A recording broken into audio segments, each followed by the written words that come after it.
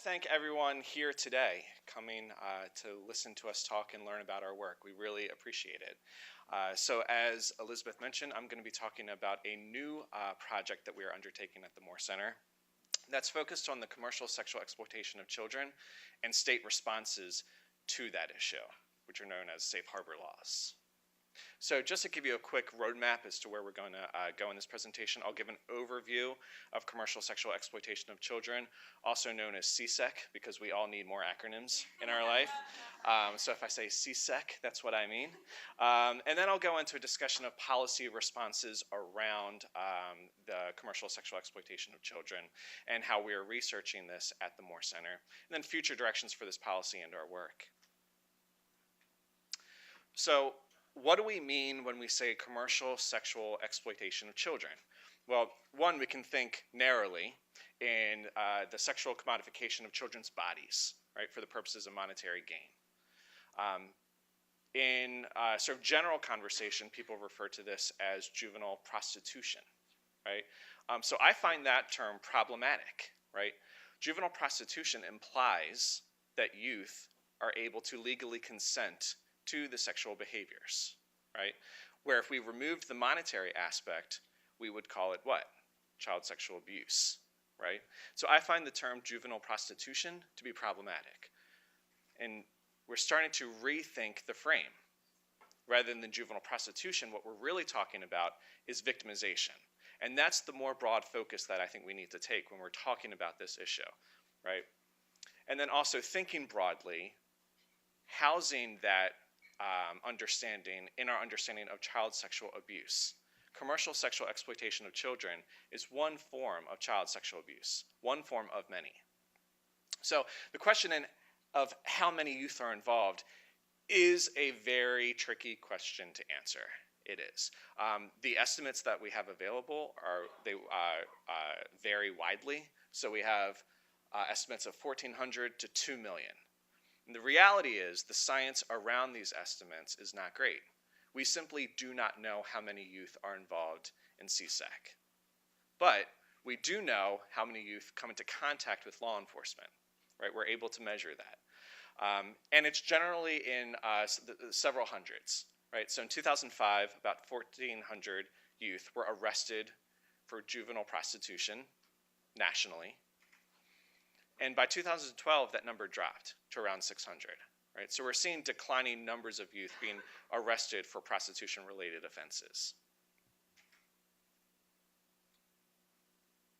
And I want to thank Andy for giving a nice introduction to the framework of policy responses to sexual exploitation. And as he described, we have a sort of a long history of attempting to address this problem in the US. Right?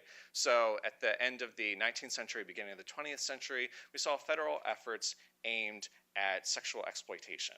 Right? We also saw activism around what was constructed as sexual immorality across a variety of topics, but also aimed at exploitation of women and children. But as Andy alluded to, this was often a racialized process. So the White Slavery Act, in its design, was around protecting the virtue of white women and white children to the exclusion of women and children of color. So that historically, that was the design of that attempt. So as we fast forward throughout history towards the end of the 1900s, so 1970s and 80s, we saw a broadening scope for our federal efforts around prostitution and exploitation. We saw an inclusion of boys. And we saw at least a rejection of overt racial discrimination in the application of these policies. And I say overt because there's obviously a lot of research around the continuing sort of racial disparities that exist in implementation of these criminal justice policies. The frame throughout this time has been protecting kids, right? That's how we've been talking about this. But when you look historically and even up into several years ago, what we weren't doing was decriminalizing juvenile prostitution. We were still talking about protecting children, but within this juvenile justice framework, within an arrest and adjudication framework.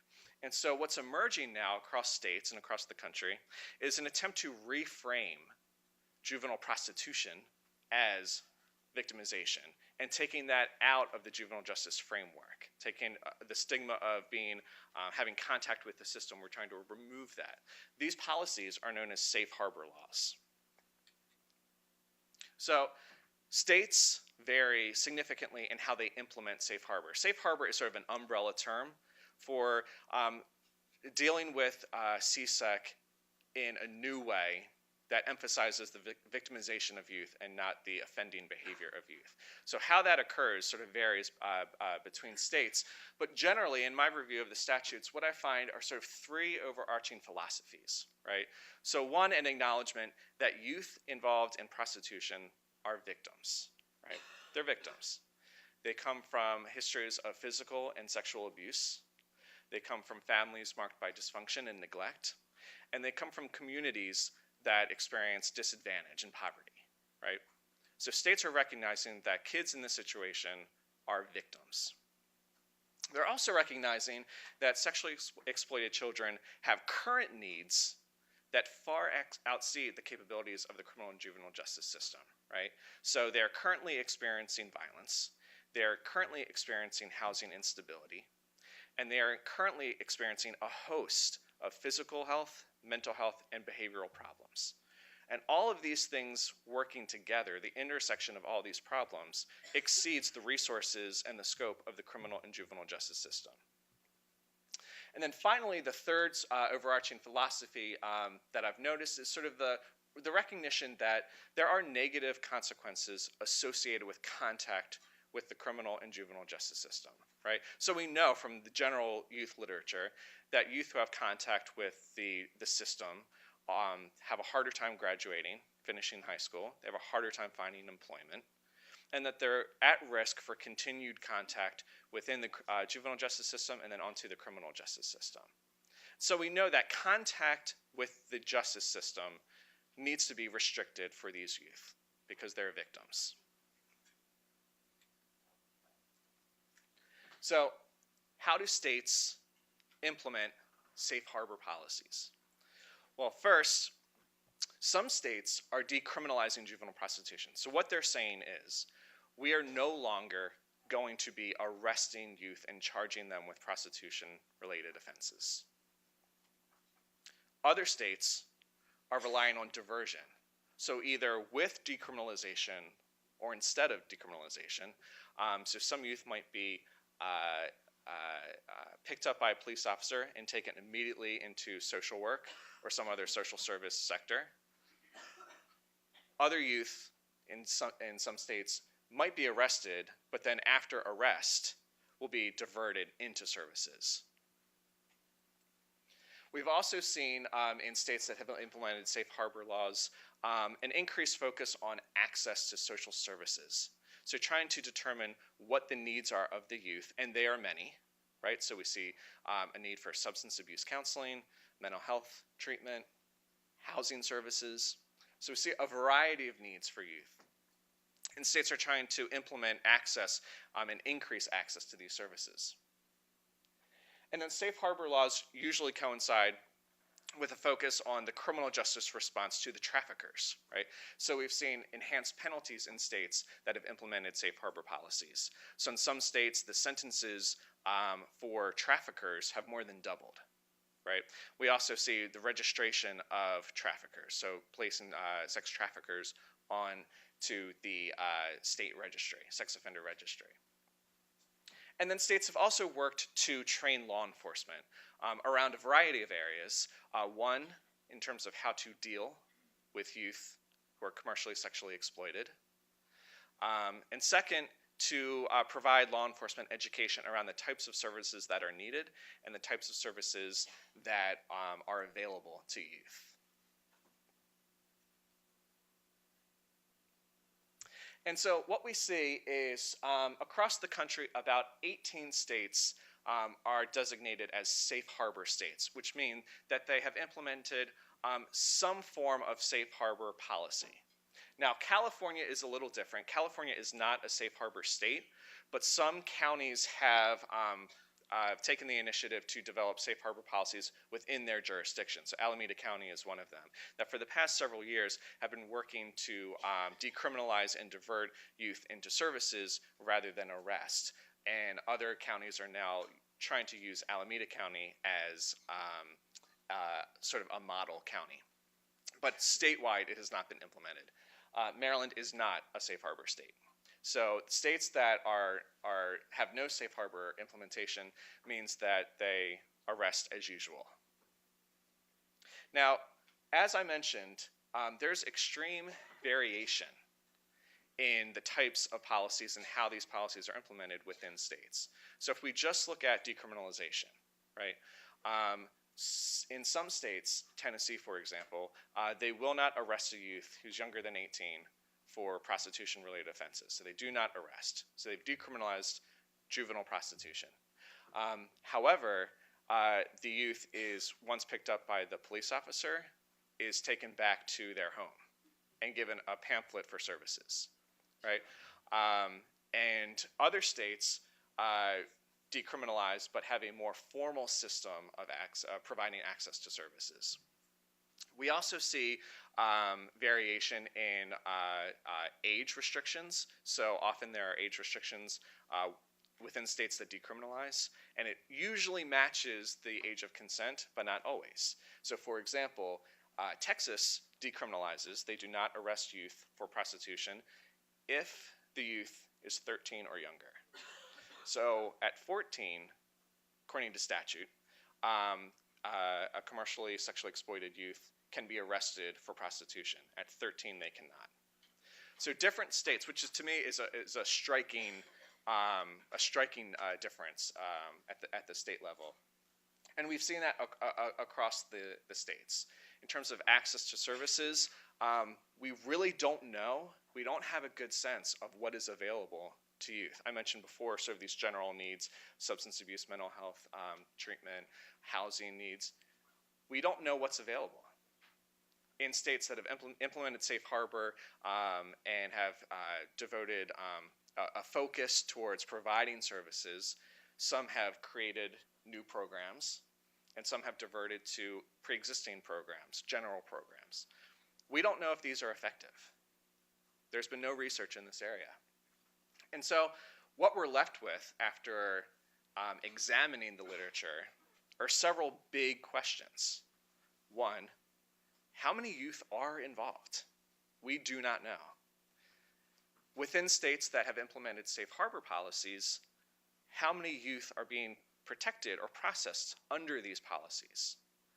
What are their experiences within these different policies? Currently, the research literature does not provide us any answers to that. And so that's why we were happy to receive from OJJDP a grant to examine these policies, to be one of the first studies really to examine this in sort of a systematic way. And so our goal is really to advance this literature. So in service to this goal, we have sort of three main research questions. First, we're sort of taking a 30,000 feet look.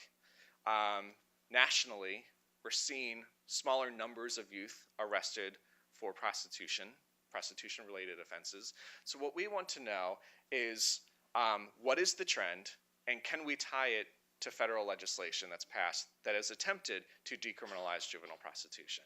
And has that policy been effective? Then, if we narrow our focus a little bit, we are working with several states that have implemented different types of safe harbor policies, and then also collecting data from states that have not implemented safe harbor policies to answer a key question. And that question is this: are youth protected by some level of safe harbor policy less likely to have another contact with the criminal or juvenile justice system than youth in states with no safe harbor protection? So the idea of safe harbor is to provide services so that they don't come back into the system. And so we're attempting to gauge how effective that is.